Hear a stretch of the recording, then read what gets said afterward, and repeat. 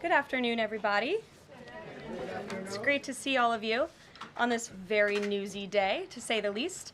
I have a couple of updates for you this morning, or this afternoon. As you know, this morning, the president spoke to President Putin of Russia. They spoke at length, and the president released a statement following that conversation in great detail. I can also confirm that the president just recently got off the phone with President Zelenski of Ukraine. His truth is as follows. I just spoke to President Zelenski of Ukraine. The conversation went very well. He, like President Putin, wants to make peace. We discussed a variety of topics having to do with the war, but mostly the meeting that is being set up on Friday in Munich, where Vice President J.D. Vance and Secretary of State Marco Rubio will lead the delegation. I am hopeful that the results of that meeting will be positive. It is time to stop this ridiculous war where there has been massive and totally unnecessary death and destruction. God bless the people of Russia and Ukraine. I myself just spoke to the president about these calls, and he told me to tell all of you they were very good calls, they were very positive, and the administration is wholeheartedly committed to a peace deal to end once and for all the Russia-Ukraine war. More on that later. I'm sure you'll have more questions to ask. This week, the president has continued to deliver on his promises to the American people. According to new polling that was released at the beginning of this week by CBS News, an overwhelming 70% of Americans said that President Trump is following through on what he pledged to do during his historic campaign. The poll also revealed that Americans see President Trump as a tough, energetic, focused, and effective leader fighting hard to improve their lives and our country. And yesterday, in particular, was a truly special day for the United States of America. Thanks to the great leadership of President Trump and the strong and tough leadership of President Trump, Mark Fogel, an American teacher detained by Russia, was returned to American soil and met with the president here at the White House last night. Special Envoy Steve Witkoff and the rest of President Trump's incredible national security team helped to negotiate the exchange that secured Mark Fogel's release. This event shows a good faith effort from Russia, and it's a sign, as I just said, that we are moving in the right direction to end this brutal war. Malphine Fogel, Mark's 95-year-old mother, was understandably very worried that she would never see her son again after his arrest in 2021. Mrs. Fogel was actually slated to join President Trump on stage at the July 13th Butler, Pennsylvania rally to speak out for Mark, and then the infamous assassination attempt against President Trump took place. But that day, before the rally, President Trump promised Mark's mother that when he returned to the White House, he would bring her son home. God saved President Trump's life on that day in Butler, Pennsylvania, and now Mark Fogel is back home safely with his family as a result. God is good. The president also continues to bring back common sense to our government. This week, he signed an EO to end the procurement and forced use of paper straws. Taxpayer dollars were wasted on these non-functional and massively unpopular products for no other reason than it made radical activists feel good about themselves. And on trade, President Trump continues to take bold action to protect America's critical steel and aluminum industries, much like he did in his first term. And the president signed proclamations to close existing loopholes and exemptions to restore a true 25% tariff on steel and elevate the tariff on aluminum to 25% as well. This administration believes these tariffs will protect our national security and put American workers first. And in the Oval Office yesterday with Elon Musk, President Trump took further action to make our federal government more efficient and effective. He signed an EO implementing the DOGE Workforce Optimization Initiative. Now agency heads will coordinate and consult with DOGE to significantly shrink the size of the federal workforce and limit hiring to essential positions only. The unaccountable bureaucracy will finally be reined in. On another important matter this morning, Senate Republicans continued to confirm President Trump's exceptionally qualified nominees, most recently Director of National Intelligence Tulsi Gabbard, who will be joining us later at the White House for her swearing-in ceremony. It's imperative that the remainder of the president's cabinet nominees are confirmed as quickly as possible. On another important matter this week, illegal alien criminals continue to be arrested and sent home as part of the ongoing mass deportation effort of the Trump administration. Just this week, 2 planes with 190 Venezuelan illegal aliens arrived in the Venezuelan capital from Fort Bliss, Texas. Here are some of the criminal illegal aliens who were arrested in the country this past week. ICE Atlanta arrested a citizen of Nigeria who had been convicted of money laundering. ICE San Antonio arrested a citizen of Mexico who had been convicted of assault. ICE Denver arrested a citizen of Mexico who had been convicted of aggravated assault. And ICE Houston arrested a citizen of Mexico who had been convicted of aggravated assault. Now, before I take questions, I would like to address an extremely dishonest narrative that we've seen emerging over the past few days. Many outlets in this room have been fear-mongering the American people into believing there is a constitutional crisis taking place here at the White House. I've been hearing those words a lot lately. But in fact, the real constitutional crisis is taking place within our judicial branch, where district court judges in liberal districts across the country are abusing their power to unilaterally block President Trump's basic executive authority. We believe these judges are acting as judicial activists rather than honest arbiters of the law, and they have issued at least 12 injunctions against this administration in the past 14 days, often without citing any evidence or grounds for their lawsuits. This is part of a larger concerted effort by Democrat activists and nothing more than the continuation of the weaponization of justice against President Trump. Quick news flash to these liberal judges who are supporting their obstructionist efforts: 77 million Americans voted to elect this president. And each injunction is an abuse of the rule of law and an attempt to thwart the will of the people. As the president clearly stated in the Oval Office yesterday, we will comply with the law in the courts, but we will also continue to seek every legal remedy to ultimately overturn these radical injunctions and ensure President Trump's policies can be enacted. So here in our new media seat today, we have Chris Pavlovsky, an entrepreneur who has a strong passion for protecting freedom of speech. Chris started the video sharing platform Rumble in 2013 with a mission of protecting a free and open internet from censorship by big tech and governments around the globe. The platform has always been a place for independent creators to share their authentic opinions, and they have always included President Trump, in contrast to the way he was censored by other platforms in years past. Since its founding, Rumble has grown exponentially, recently marking 67 million monthly active users. It's a lot of users. If you're watching right now and interested in sitting in this seat, you can apply, whitehouse.gov/new-media. With that, I will take your questions. And Chris, why don't you kick us off on this very busy news day? Carolyn, thank you very much to you and President Trump. It's an honor to be sitting here in the new media seat for the White House press briefing and to be able to demonstrate why freedom of expression is so important. Rumble was the victim of censorship at the hands of multiple foreign governments. It's clear there are still many countries who oppose free speech and even target American companies. Can you describe what the administration will do to protect U.S. interests and values worldwide? Sure. Well, thanks for the very important question. And I think that free speech and ending censorship, both here at home and also abroad, is an important part of President Trump's agenda. I think first, President Trump has led by example on this front as the leader of the free world, the president of the United States, with his show of access and transparency on a daily basis. The president takes questions from all of you almost every single day and really reveals what he's thinking and feeling, and I think that serves as a great example to the rest of the world. As for tangible actions that the president has signed, he did sign an executive order, I believe on day one, certainly within the first week of this administration, to restore free speech and stop government-sponsored censorship here at home. And the EO made it very clear that federal employees are not allowed to engage in any activity that would infringe upon the American people's right of free expression. So I think the president has led quite strongly on this. And I would just add, this is part of the reason we have a new media seat, to invite new voices into this room. Again, we're going to need to expand this room because so many people are interested, and we're very excited about that. It's a privilege to cover this White House, but we want all voices to be heard. So thanks for being us with here, Chris, and I hope you enjoy the briefing. Sure.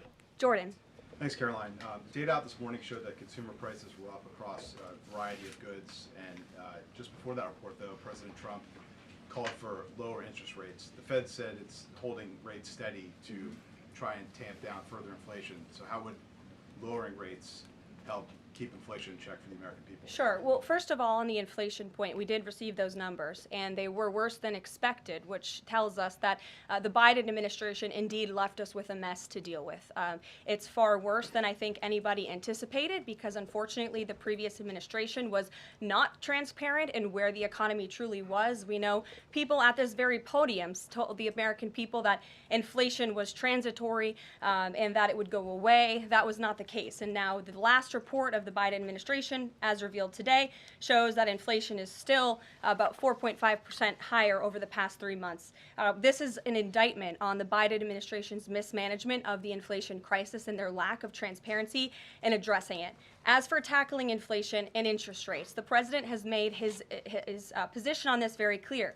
He wants interest rates to be lower, he wants inflation to be lower, and he believes that the whole of government economic approach that this administration is taking will result in lower inflation. I have said that from this podium many times. The president had record low interest rates and inflation rates in his first term. He believes that the economy can handle it and withstand it. And we're doing a lot to tackle the inflation effort on this front. It's a whole of government economic approach, and I've talked about what we're doing to tackle inflation quite a few times from this podium. Can you update us on reciprocal tariffs? That's going to come before Prime Minister Modi's visit tomorrow. I do believe it will come before the Prime Minister's visit tomorrow, and I will let the President discuss the details on the reciprocal tariff front. But this is something he believes strongly in, and it's very simple logic as to why the President wants to impose reciprocal tariffs. It's the golden rule, which we all learned when we were growing up in school. Treat others the way you want to be treated, and far too many nations around this world have been ripping off the United States of America for far too long, and that's why the President believes this will be a great policy that will benefit American workers and improve our national security. JJ. On Doge and the fraud claims, Elon Musk in the Oval yesterday gave us some information on that. We're just wondering if there's some proof, evidence. Is the White House willing to share evidence of those fraud claims, or can Elon Musk come to the briefing room and share material evidence of what he's talking about? Sure, I would love for Elon Musk to come to the briefing room. That's why we had him go to the Oval Office yesterday, where I think he provided great answers. He was speaking in layman's terms, speaking common sense to all of you in the media, but also to Americans at home. But I would say especially to all of you in the media, because I think it's a real fallacy that there's this alleged lack of transparency when it comes to Doge. President Trump and Elon Musk have been incredibly transparent on what Doge is doing. There is an X account with the Doge handle. They are tweeting out what they are doing on a daily basis. They have a website where they are posting the receipts of the contracts that they are reviewing and the payments that they have stopped from going out the door. The secretaries of our departments have stopped from going out the door. And I would also say that before it was Elon Musk making our government efficient and accountable, it was some unnamed bureaucrat that none of you knew. Elon Musk is the richest man in the world. He's also now one of the most highly scrutinized men in the world alongside President Trump because of what he's doing and the access that he is allowing. So there's great transparency. As for the actual receipts, we are happy to provide them, and I actually brought some today because all of you know I love to bring the receipts. We have contracts upon contracts that we can send and provide this information to you. Let me be very clear. We are not trying to hide anything. We have been incredibly transparent, and we will continue to be. These are screenshots of contracts that Doge found across our government. This is a DEI contract, $36,000 for U.S. citizenship and immigration services. That is against the president's policies and his America First agenda.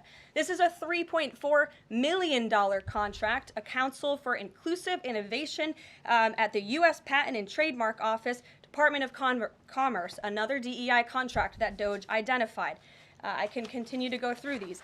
Oh, I love this one, $57,000 for climate change in Sri Lanka. What is this doing to continue the interests of the American people? Absolutely nothing. These are the line items across the federal government that Doge is identifying daily. They're moving very fast. There's a lot of paper that we can show you, but we're happy to do it. This administration has been more than transparent about what Doge is doing. And here's one of their tweets that they posted about the mine. I believe this is in Pennsylvania, where the federal employee retirement system is being processed. Did anybody know this was even happening in our country before Elon Musk talked about it in the Oval Office yesterday? A lot of Americans didn't. So we are providing transparency and accessibility on a daily basis when it comes to Doge. And I also have a Doge Daily Report, if anybody would like it, on all of the things that they are identifying and finding. We're happy to provide this information to you. We're talking about it every single day. Are all those things you just mentioned fraud, or are they waste, or are they just contrary to the president's policies? I would argue that all of these things are fraudulent, they are wasteful, and they are an abuse of the American taxpayer's dollar. This is not what the government should be spending money on. It's contrary to the president's priorities and agenda. And again, we can continue to provide you the receipts for all of the fraud, waste, and abuse. And if anybody in here wants to argue that the federal government is not fraudulent in some capacity, be my guest, because I think the American people watching at home would beg to differ. Caroline? Mary. Hey, more on the judges. Does the White House believe the courts have the authority to issue these nationwide injunctions? We believe that the injunctions that have been issued by these judges have no basis in the law and have no grounds, and we will, again, as the president said very clearly yesterday, comply with these orders, but it is the administration's position that we will also ultimately be vindicated, and the president's executive actions that he took were completely within the law, they were constitutional, and we look forward to the day where he can continue to implement his agenda. And I would just add, it's our view that this is the continuation of the weaponization of justice that we have seen against President Trump. He fought it for 2 years on the campaign trail. It won't stop him now. Brian. Yes. I want to go back to Doge just for a second. Earlier, the subcommittee headed by Chairman Marjorie Taylor Greene, her and her staff discovered $2.7 trillion in improper payments to Medicare, Medicaid, overseas, to people who should not have gotten it. Some of this room might have missed that press conference. Can you elaborate on what the president is thinking at this point? Well, again, that's another example. There's a very long list of the fraud, waste, and abuse that Doge is identifying on a daily basis.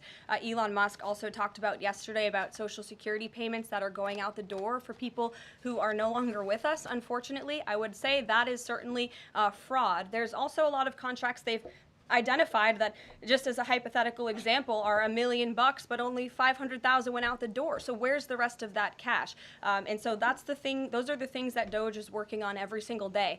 And I would just remind everybody in this room, this is what President Trump campaigned on doing. He's delivering on a promise that 77 million people elected him to do. James. Thank you very much, Caroline. Two foreign policy questions, if I may. Sure. First, the statement that was released after this morning's phone calls identified Mr. Witkoff as the special envoy who will be part of the delegation that undertakes to resolve the Russia-Ukraine war. I had thought that that individual was General Kellogg, and so can you clear that up? Sure, I'd be happy to. As you mentioned, the president, in his truth, following the phone call with Vladimir Putin, said that he has asked Secretary of State Rubio, the director of the CIA, John Ratcliffe, our national security advisor here at the White House, Michael Watts, and Steve Witkoff to lead the negotiations. As for General Keith Kellogg, he remains a critical part of this team in this effort. He's played a tremendous role in getting the negotiations to this point, and he's very much still part of the Trump administration. The other subject is Iran. I took note of President Trump's comments in his Super Bowl interview with our colleague Brett Baer to the effect that he wants to do a deal with Iran. However, that interview appeared after the supreme leader of Iran, the Ayatollah Ali Khamenei, had already ruled out any additional negotiations with the United States. So kind of a two-part question. A, what gives the president any confidence that Iran will come to the table? And B, more fundamentally, why is the president interested in doing a deal with Iran instead of doing everything he can, perhaps short of U.S. military intervention, to try and hasten the end of what many of his own supporters regard as an evil regime? Well, the president has made it very clear that he will never allow Iran to have nuclear capabilities. That is a red line that he has drawn, and he will not allow that to happen.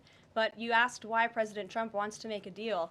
I would remind you, he's the master of the art of the deal. He is America's deal maker in chief. He leads from a position of securing peace through strength. And I think time and time again already, in just 4 weeks, we have seen the president being able to negotiate successful deals with our partners, our adversaries all around this world. The release of Mark Fogel just last night is something that I think speaks to the president's deal-making ability. This is something that the Biden administration allegedly tried to do for 3.5 years. I think you all should go back and ask some of those Biden administration officials what they even tried to do and why weren't they successful, because for 3.5 years Mark Fogel sat in a Russian prison and it took President Trump 3 weeks to get him back on American soil. There's nobody better at making deals than Donald Trump. Phil Wegman. Thank you. 2 foreign policy questions. Ukrainian President Zelenski has said after the war that he wants NATO membership or nuclear weapons. We heard Defense Secretary Hegseth say that NATO membership was unrealistic. What's the president's view on the other option, on a nuclear Ukraine? I have not talked to President Trump about Ukraine's NATO membership or their nuclear capabilities. I would leave it to him to discuss. But I will tell you again that Secretary Rubio and also the Vice President, J.D. Vance, will be meeting directly with President Zelenski in Munich on Friday, and I'm sure they will provide a readout of that conversation and that discussion. And then the second question, given that this administration has called on Europe to take more responsibility for their own defense, I'm wondering, will the EU or any other European nation other than Ukraine be involved in these peace talks? I don't have any European nations who are involved currently to read out for you. Certainly, the president has employed a very strong team or deployed a very strong team to continue these negotiations. And the fact that he was on the phone with both President Putin and President Zelensky today shows that he's very much involved in this effort as well. And then just a follow-up, I guess. Sure. Should we expect the president to negotiate in person with Zelensky and Putin? I don't have anything to read out on that for you today. Maggie, good to see you. Thanks for taking the question. You talked about the transparency with Doge and Elon Musk's press availability yesterday. There is a conflict of interest law in place that says that people who have personal interests can't interact with government entities that could touch on those. Has President Trump signed a waiver for Elon Musk? Does such a thing exist? If it does, will you guys release it in the interest of transparency that he's committed to? I have not seen the law that you are referring to. What I can tell you is that Elon Musk, as I've confirmed before, is a special government employee. He is filing the proper financial disclosure, and he is complying with all applicable federal laws. As you also heard, Elon address this directly yesterday in the alleged conflict of interest, and he said everything he's doing is very public, and if you all perceive a conflict of interest, you're welcome to bring that up. And as the president said, if he feels like Elon is engaging in something that's a conflict of interest, he will tell Elon not to do that. And Elon also said yesterday that before he moves forward with anything, he consults with the President of the United States. So we're very confident with the ethics and the guardrails that have been put in place here. Caitlin. Thanks, Caroline. I have a few things for you, but on the commitment by President Trump, he said that he and President Putin agreed to visit each other's respective nations. Are there any preconditions that President Trump has that President Putin must do before he goes and meets with him, withdrawing some forces, withdrawing all forces, anything like that? Not that I'm aware of. That doesn't mean they don't exist, but I was just talking with the president in our national security team. I wasn't made aware of any conditions, but if they exist, I'm happy to provide those. And on the president himself, he styles himself as this master negotiator. He is now deploying these negotiations, saying that they start immediately. We did hear from the Defense Secretary, Pete Hegseth, though, today saying that NATO membership is not realistic for Ukraine and neither is returning to pre-2014 borders. Aren't they giving away bargaining chips before these negotiations have even started? Again, I haven't talked to the president about Ukraine's NATO membership, and he appointed several individuals to negotiate on his behalf. He's directly involved in these negotiations as well, and I'm sure if you ask him that question in the near future, when you're able to, he'll give you an answer. I just don't want to get ahead of him on it. And final thing for you, which White House official made the decision to bar the AP reporter from the Oval Office and the diplomatic reception room last night? Well, first of all, let me just set the record straight. It is a privilege to cover this White House. It's a privilege to be the White House press secretary. And nobody has the right to go into the Oval Office and ask the President of the United States questions. That's an invitation that is given. And there are hundreds of outlets on this campus, many of you in this room who don't have the privilege of being part of that pool every single day and getting to ask the President questions. We reserve the right to decide who gets to go into the Oval Office, and you all have credentials to be here, including the Associated Press, who is in this briefing room today. But isn't it retaliatory in nature is the argument, because the reason that the AP was barred, which they said was because they're not using the phrase Gulf of America, they're using Gulf of Mexico in line with their standards. And so the question here is this setting a precedent that this White House will retaliate against reporters who don't use the language that you guys believe reporters should use? And how does that align with the First Amendment commitment that you were just talking about? I was very upfront in my briefing on day one that if we feel that there are lies being pushed by outlets in this room, we are going to hold those lies accountable. And it is a fact that the body of water off the coast of Louisiana is called the Gulf of America. And I'm not sure why news outlets don't want to call it that, but that is what it is. The Secretary of Interior has made that the official designation in the Geographical Identification Name Server. And Apple has recognized that, Google has recognized that, pretty much every other outlet in this room has recognized that body of water as the Gulf of America, and it's very important to this administration that we get that right, not just for people here at home, but also for the rest of the world. Sure. Thank you, Caroline. The prisoner exchange with Russia coming at the same time as the president is now announcing negotiations to end the war in Ukraine. The timing of that is hard to ignore. Was Ukraine discussed as part of this prisoner swap? I was not involved in those discussions, so I can't comment on whether that came up or not. What I can say is that this was a very good deal for the United States of America and for the rest of the world. As you know, we have confirmed that the Russian who will be returning home very soon, Alexander Vinnik, was a non-violent crypto criminal, and as part of this exchange, he has forfeited more than $100 million that he obtained in that illegal crime. And in exchange, of course, we got Mark Fogel, who is a middle school teacher who kissed the American soil, but kissed the ground last night when he returned to the United States of America. It was a great deal and a great day for our country, and I think everybody, regardless of political affiliation, agrees with that. And was Russia made aware ahead of time of the parameters that the administration and Secretary Hegseth was going to be announcing today? The NATO perimeters? Yes. I'm not sure. You'd have to ask Secretary Hegseth in the Defense Department on that, since he announced them. Jackie. Thank you, Caroline. Just to be clear, so when we're listening for a shift in position on U.S. policy, should we only listen to the President and maybe not the Secretary of Defense? Because what he outlined today would represent a shift in U.S. policy. I'm not saying that. I'm just saying I speak for the President of the United States behind this podium, and I will let him discuss that. Can you tell us any more about the next hostage releases? I understand another American's coming out today. Sure. I'm glad you asked. It speaks to President Trump's deal-making ability, and we can confirm the safe release of one American and two individuals from Belarus, one of whom worked for Radio Liberty. Out of respect for the privacy of these individuals, their request, we have no further details to announce on their identities, but we can confirm that one American was released today, and it's a remarkable victory on the heels of Mark Fogel returning to America last night. Anything on who the U.S. might be releasing in exchange? I don't have details on that at this moment. I don't have details on that at this moment. I do know that these three individuals have been released and are on their way home to their respective countries. Ouija. Caroline, thank you so much.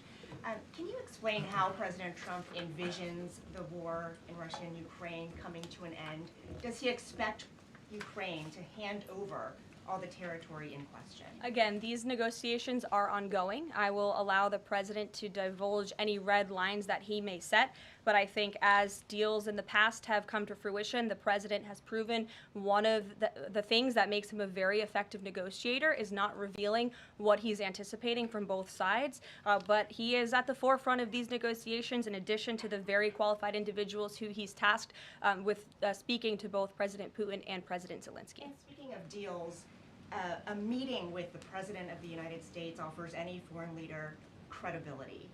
Was it part of the prisoner swap with Fogel that President Trump agreed to meet with Putin? Again, I was already asked this question. I said I was not made aware of that, but we can certainly get you an answer on that. I'll check in with the NSC.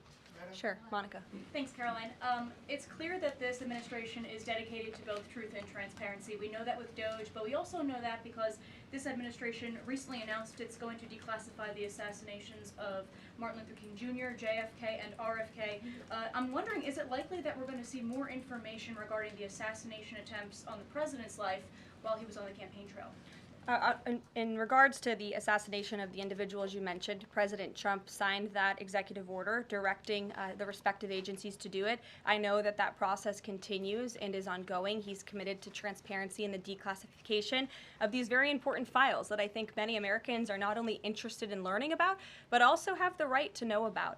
As for the two heinous assassination attempts on the president's life, he's spoken to this publicly. I've spoken to him about it privately, and as he said publicly to all of you, he feels he has a right to know about further information about the individuals who tried to kill him, tried to take his life. And so, if and when we get that information, I'll leave it up to the president to decide whether or not he would like to reveal it. But I believe in the effort of transparency that we've seen consistently from this president, he certainly will. Daniel. Thanks, Caroline. I wanted to ask you about the $59 million that FEMA sent to New York City migrant hotels. Secretary Kristi Noem just put out a statement saying that she's clawed back the full payment that FEMA activists unilaterally gave to NYC migrant hotels. She wrote, "Mark my words, there will not be a single penny spent that goes against the interest and safety of the American people." What does the response of the Trump administration send to any federal bureaucrats that are thinking about obstructing the president's agenda?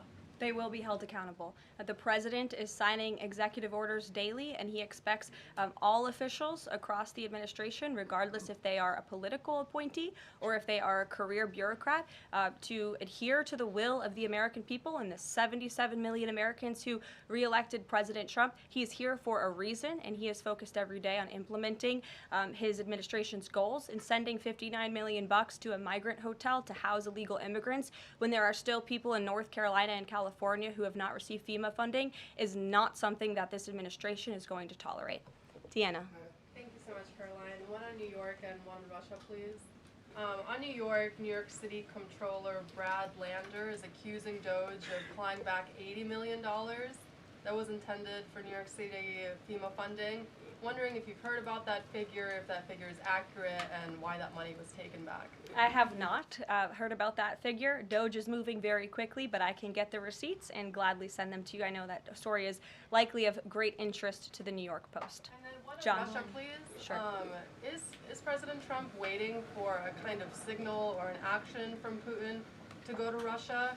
And would he be willing to go to Ukraine in the future? I don't have any decisions to make on the president's potential visit to Russia or any in-person meeting at this time. John.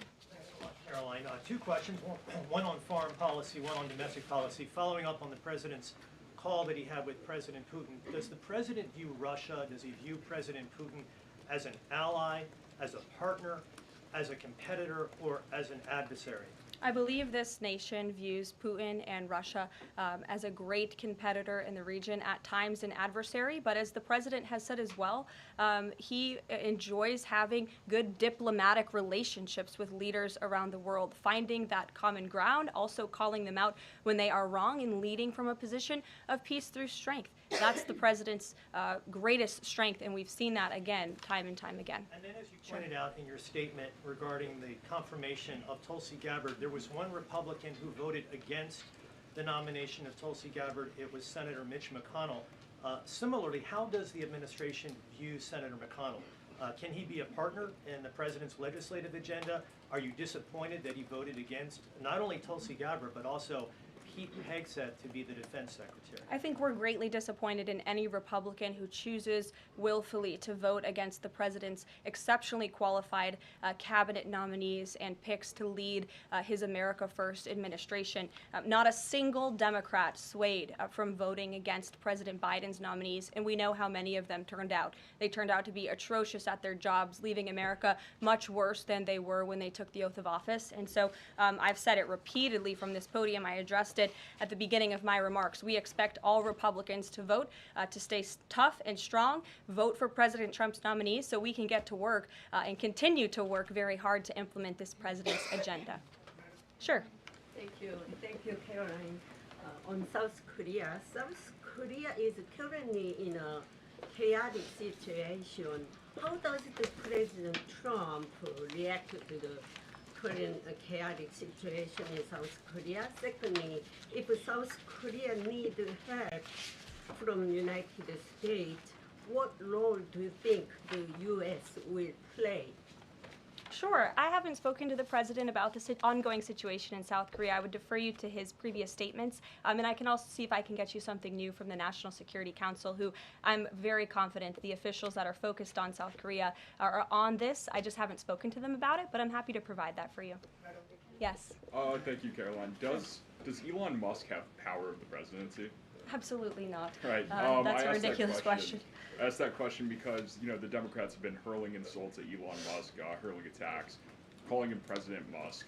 Most recently, Jamie Raskin, the congressman, took it a step further, calling for Musk's impeachment, saying that he somehow usurped the power of the presidency. What's your response? It's utterly ridiculous. Elon Musk addressed this in the Oval Office yesterday. The president addressed it as well. Elon Musk is serving at the pleasure of the president, just like everybody else on this team. He takes directives directly from the president of the United States. And I think some of the comments that you referred to are nothing more than a failed attempt from the media and from Democrats to try to sow division in this White House. We saw them do it in the first term. We're not going to let them do it in the second term. This is a unified team who is working at the pleasure of the president to do what's right for the American people. I have one more quick housekeeping note before I leave you all today. The president wanted me to share with all of you that he had a wonderful meeting with King Abdullah of Jordan yesterday. They discussed many things, including the Gaza Strip and its future at great length. The king would much prefer that the Palestinians stay in place, with the additional land to be used for new development, which would greatly create jobs at levels never seen before. But the president feels it would be much better and more majestic if these Palestinians could be moved to safer areas. I would just add to that the president remains wholeheartedly committed to seeing peace in the Middle East, and our Arab partners in the region have been tasked with coming up with a peace plan to present to the president. That is ongoing. King Abdullah mentioned that yesterday. He also committed to accepting 2,000 sick children from the Gaza Strip, which the president called a beautiful gesture. So the administration continues to work with our Arab partners in the region. We stand closely with our ally Israel, and the president has presented this big, new, bold idea to secure peace in the Middle East, and he is not going to waver from that. And we look forward to seeing that goal of this administration achieved as well. Thank you very much, everybody, and we'll see you very soon. Have a great day.